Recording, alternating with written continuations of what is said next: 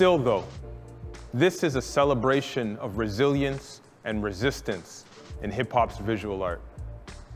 Despite decades of bylaws and ordinances and the criminalization of graffiti culture, hip-hop and its visual art practices have always found a way to draw outside the lines, to expand and capture the public's imagination, to capture people's attention, and always doing it in a way that remains fresh. We're gonna check out how graffiti evolves, how it becomes part of digital illustration, how it becomes part of tattooing practices and carving and album covers and dancing. Still Tho is about how we preserve and how we grow. Throughout the exhibition, you will find in tension these notions of ephemerality, of preservation, of archiving, of disposability. Come with me, let's go all the way through. This is the Still Tho exhibition. Curly's Fantasia 1987 by the Lizard King pays homage to one of Edmonton's most influential graffiti murals. In the original work, the Lizard King riffs off of Disney's Fantasia, the movie. You can still see the hands of Mickey Mouse here. You can also see some allusions to ears up there, and you can see some allusions to feet down here. In Curly's archival practice, what he does is he counteracts the ephemerality of graffiti while also honoring the pioneers and the architects that helped build hip-hop culture. This untitled work by Toronto-based artist Elixir Elliott reintroduces and re-remembers an iconic character from the 1980s cartoon, The Transformers. Interestingly enough, this boombox goes missing in the box office adaptation of the cartoon. What Elixir does for us here is reminds us of the ways in which hip-hop culture still values obsolete technologies. Commissioned for Northside Hip Hop's first exhibition more than a decade ago, this untitled piece comments on the role of social memory, re-remembering, and the role of the media industries in our forgetting. For those artists with several decades of experience under their belt, like Corey Bulpitt here, there exists significant experimentation, influence, and intersection with other artistic visual practices.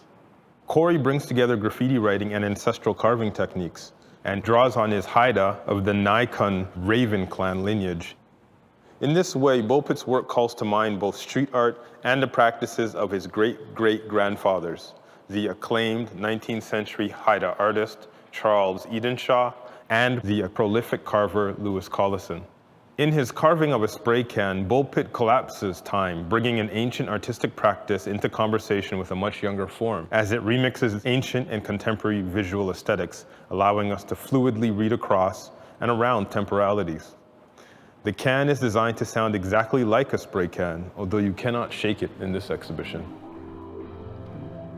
Extending the power of tagging, Mique Michelle's Dilo returns to us the indigenous names for what we today call Great Lakes. Diverging from graffiti's deeply urban roots, Mique Michelle urges us to witness the power of naming and renaming. For example, Lake Michigan is returned to us as Michigami, originally named by the Ottawa.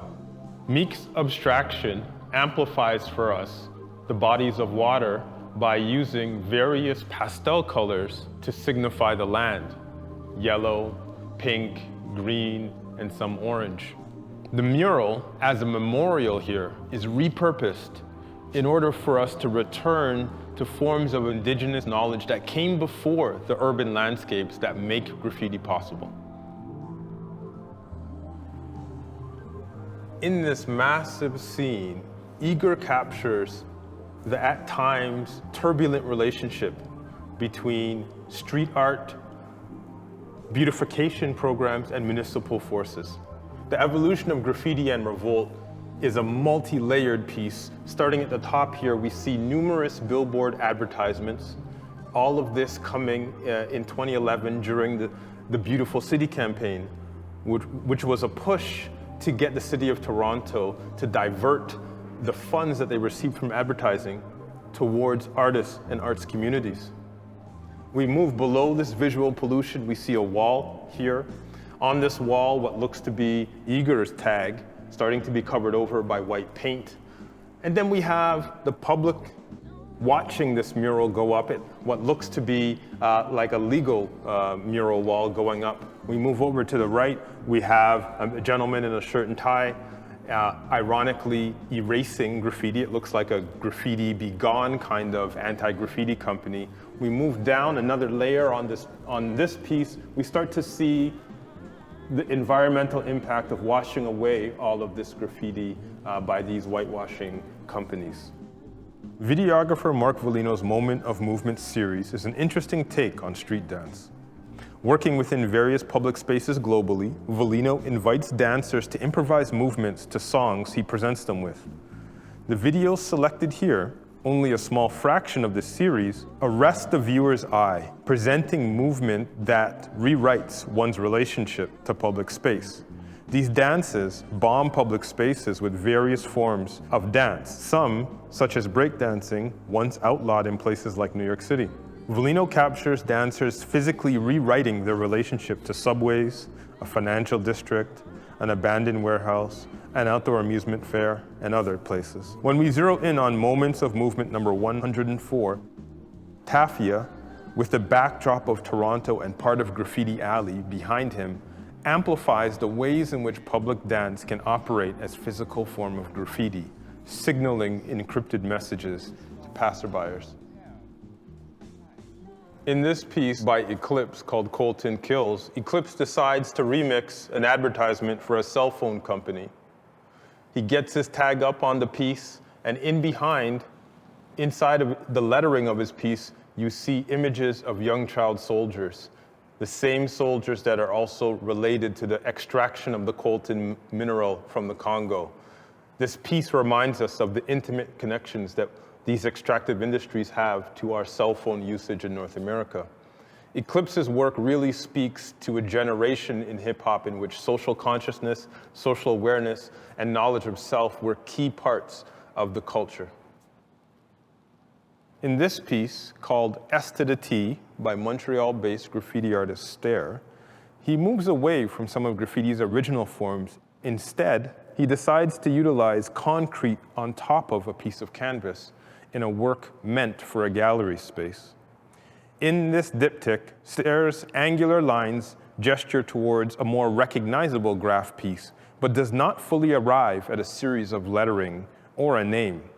Instead, we are privy to a portion of a piece that cannot fully represent a whole. Its incompleteness may also be a comment on the inability of a traditional gallery space to contain and fully represent the wild style of graffiti art. One can see the legacy of graffiti writing in the street art works of someone like MissMe. In her hijab series, MissMe strikes back at the Quebec government's attempt to ban head coverings.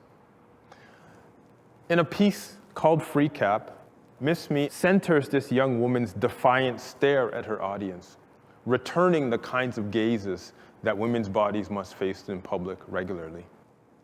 In this piece, we see MissMe utilize a double head covering with a baseball-style cap on top of a hijab, adorning a face that is refusing to not look at you. So thank you for coming on this journey. The Still Tho exhibition is a national exhibition. We have artists from multiple provinces across Canada in this show. But importantly, this show really only skims the surface of a long and rich history of graffiti art and street art in Canada.